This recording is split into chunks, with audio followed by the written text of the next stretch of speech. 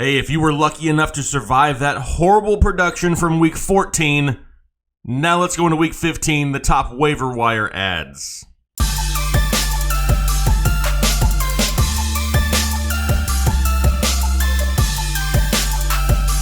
Hey, what's going on, everybody? Jake, Fantasy Headliners. Hopefully everybody's doing well out there. Welcome to Week 15. It's got to be better than Week 14 because Week 14 was horrendous for a lot of big-name players that pretty much carried us to the fantasy playoffs. And then we got there, and they pretty much just took the day off. Just to put into perspective how bad it was, listen to this lineup. I made a lineup yesterday consisting of all top 5 players, with the exception of the quarterback, who was number 6 overall in PPR leagues. Listen to some of these names, and then put down in the comment section down below if you would have been happy to field this team this past week. Quarterback, number 6 overall, Jared Goff. First running back, Todd Gurley, number 1 overall. Second running back, Alvin Kamara, currently was running back 4 in PPR leagues. Antonio Brown as your wide receiver 1. He was the number 5 fantasy wide receiver. Adam Thielen as your wide receiver 2, who was the number 3 fantasy wide receiver. Throw in the number 2 overall tight end in Zach Ertz, paired up with the number 2 overall defense and scoring, depending on your league, of the Houston Texans, and then matched it up with the number 3 kicker of Kaimi Fairbairn of the Houston Texans. And what do you get in PPR leagues? 56 points. That probably wouldn't have won about anything. You could have gone to get somebody who'd never played fantasy football before, and they probably would have beat you had you scored 56 points with that roster. Horrible timing. I mean, horrible timing. A lot of these guys carried you to the fantasy playoffs.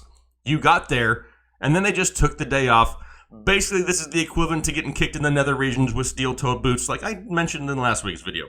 Happened at the worst time. But hey, listen, hopefully it didn't hurt you too bad. Hopefully maybe you were on a bye. Maybe you squeaked it out and you had some other production somewhere else.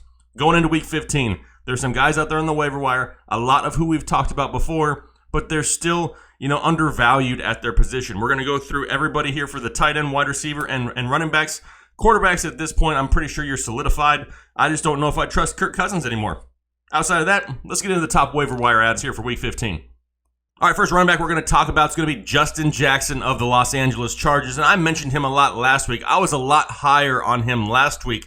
Thought he was going to get more of a bump in production, kind of more between the tackles, the early down work, because Austin Eckler wasn't really, being too productive with that role the week prior. How did they repay me? Well, Justin Jackson went out there, got a whole 7 carries for 12 yards. Didn't help a whole lot. Austin Eckler was the one who was a lot more efficient this past week, 15 carries for 66 yards and a touchdown. Now, moving forward, Justin Jackson, in my mind, is still one of the best pickups for this week, but it kind of has a little bit of an iffiness to it, if I can say that. There's a chance that Melvin Gordon plays this week. It's still unclear, still hasn't been released. He did not participate in the walkthrough on Monday. They do play on Thursday night against the 31st ranked defense against opposing running backs in the Kansas City Chiefs, giving up on average just under 30 points a game. They've given up over 125 yards rushing the last 2 straight weeks, and Austin Eckler more than likely will not play in this game with his neck injury. If Melvin Gordon is limited or out again, that will leave Justin Jackson as being the lead back for the Los Angeles Chargers, going up against a great matchup in the Kansas City Chiefs. Now, if Melvin plays, Justin will have some value, but very little, more just like deep flex play at best. However, if it's me, I'm going out, scooping up Justin Jackson, who's only owned in 43% of leagues right now, putting him on my bench because you never know. You could have the number 1 for the Chargers, depending if Melvin Gordon plays or not. Next up is Elijah McGuire of the New York Jets, and this is kind of one of those ones who's not too sexy of a name to pick up, right? Yeah, I get it. But there's another chance that Isaiah Crowell, who dealt with a foot injury here on Sunday, does not play this week. If that's the case, Elijah McGuire will be the lead back for the Jets. Last week, 17 carries, 60 yards, and a touchdown, and he is involved in the passing game. Not so much this past week, 3 catches for 23, but that has kind of been his role in the past. He could turn into somewhat, I don't want to call him a 3-down back because he's not a true 3-down back. I'm pretty sure that, like Trenton Cannon, he would get an opportunity in that passing game, but Elijah McGuire would get a huge bump in production if Isaiah Crowell sits, and they have an okay matchup going up against the Houston Texans, who are giving up on average 20 points per game to opposing running backs, and they have allowed a rushing touchdown 2 straight weeks. Not a bad ad. Is it somebody who I want to pick up, throw straight into my starting lineup? Not really, but I'd throw him in there for depth, depending on your playoff matchup, depending on how many weeks you have left. He could be a speculative ad that could turn out to be somewhat productive here in the last few weeks of the season. All right, last running back on the list is going to be Damian Williams of the Kansas City Chiefs, somebody who was highly involved this past week, right? On the ground and through the air. Only 8 carries for 14 yards, had a touchdown on the ground, then added in another 4 catches for 16 yards and a touchdown through the air. The way that this offense works, if he's going to be a part of it going forward, he has big value. We know that Spencer Ware is not Kareem Hunt. He's not going to eat up 25, 30 touches a game. He's not going to be in there all 3 downs. He's not going to be in there every possession.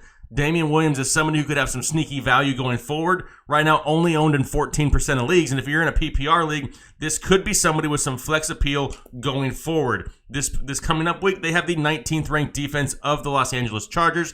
This could be an offensive shootout with them going back and forth against each other. Over the past 2 games, the Chargers have given up 3 rushing touchdowns.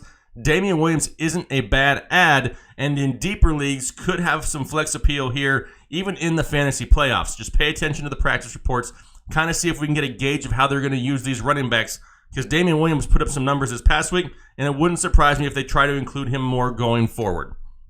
All right, moving on to wide receiver. First one, Curtis Samuel. I've talked about him for a few weeks, and he's still owned in only 32% of leagues right now on average. He's had double-digit fantasy points 5 out of the last 6 games. This past week against Cleveland, 4 catches for 80 yards. Now, he hasn't had a touchdown the past 2 weeks. However, he's getting the volume, and it's kind of making up the difference for it. It's still making him a viable flex play from week to week. Now they get the New Orleans Saints, who are giving up, on average, to opposing wide receivers 44 points per game. However, they have not allowed a receiving touchdown the past 2 weeks. This is still an offense that wants to throw the ball in Carolina. They want to try to involve some of these younger guys a little bit more. Get them the ball in space and let them make plays. Curtis Samuel fits that mold perfectly. If he's available in your league and you're looking for some bench depth at wide receiver, great ad.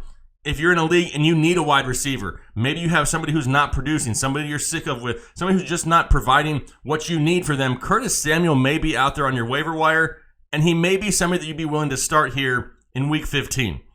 All right, next wide receiver is going to be Westbrook of the Jacksonville Jaguars. Somebody coming off a pretty big game, 7 catches, 88 yards, and a touchdown. And now they have a decent matchup once again, going up against the Washington Redskins, giving up on average 38 points a game to opposing wide receivers.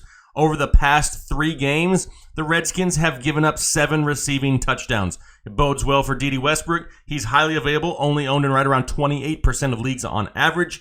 And he's somebody who you could put in as a flex play here for week 15, has some sneaky upside, and also a little bit of consistency. Not a bad pickup, not the greatest of offenses to be involved in, but he's showing that he's getting the volume in order to produce on a weekly basis most of the time. At this point in the season, if there was a surefire, solid bet on the waiver wire, he's probably already owned by now. You're looking for the upside, Westbrook has some here for week 15.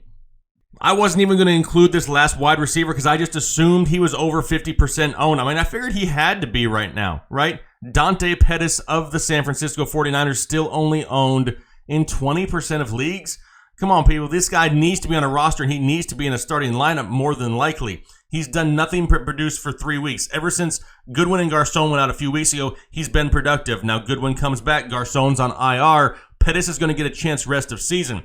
The issue, he doesn't see a ton of volume, but he's able to produce solid numbers without that volume. Right now, the most catches he's had in a game so far this season is 5. However, he turned it into 129 yards and 2 touchdowns. He has 4 touchdowns over his last 3 games, double-digit points in all 3 of those games. Now he gets a decent matchup against the Seattle Seahawks. Marquise Goodwin will draw a lot of the attention.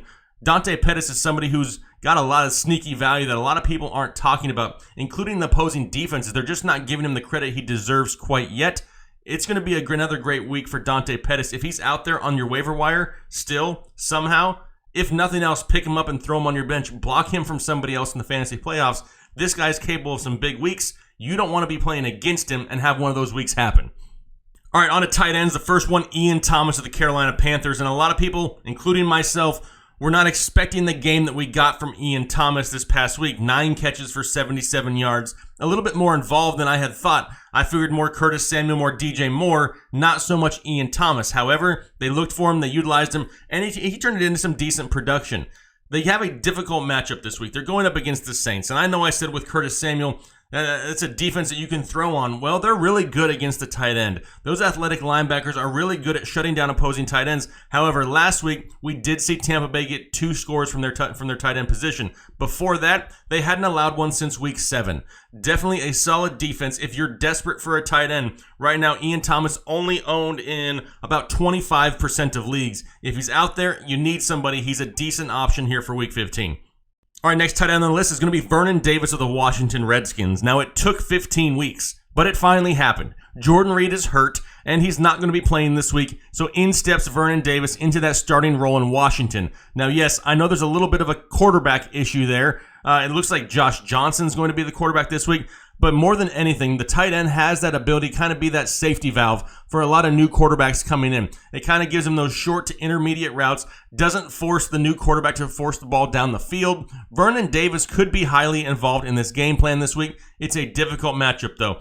But they're going up against the Jacksonville Jaguars. Which Jaguars defense actually shows up? The one from 2 weeks ago that shut down Andrew Luck? Or the one last week that just didn't act like they give it a crap? I mean, we really don't know at this point who's going to show up for Jacksonville. But the upside is there for Vernon Davis, and if you're desperate for a tight end, I can guarantee you he's probably available. He's only owned in about 5% of leagues right now. All right, last tight end on the list is going to be CJ Uzomah of the Cincinnati Bengals. Now, I've talked about him a lot this year. He's kind of been a safety valve bye-week replacement for it feels like 10 weeks by now. And he doesn't have numbers that are going to overly wow you. But let's be realistic. It's week 15 of the tight end position. There's not a whole lot of value out there. He's somebody who has a decent floor. He's scored over 6 fantasy points his last 4 weeks, which I know a lot of you guys are like, ooh, 6 points. I'm the same way. However, with what's available on the waiver wire, that's almost about as safe of a floor as you can get. And he's got a great matchup this week going up against the 31st ranked defense against opposing tight ends in the Oakland Raiders. They've given up 3 touchdowns to tight ends over the past 2 weeks. Yes, they all came from Travis Kelce, but it is what it is. Last week against the Steelers, 6 catches for 65 yards to their tight ends. It's a solid floor, solid play if you're desperate for a tight end. He's only owned in 30% of leagues. More than likely, he's out there if you need a spot start this week. All right, those are all my top waiver wire ads here for week 15. Really appreciate the support. The season has been great. Really enjoyed it. Really enjoyed communicating with you guys. If you have other needs at a position that I didn't really touch on, or there's some names out there that you want to know more about, throw them down in the comment section. I'll do my best to get to as many of them as I possibly can. Hopefully you guys enjoy the rest of the week. We're getting really close to Christmas time.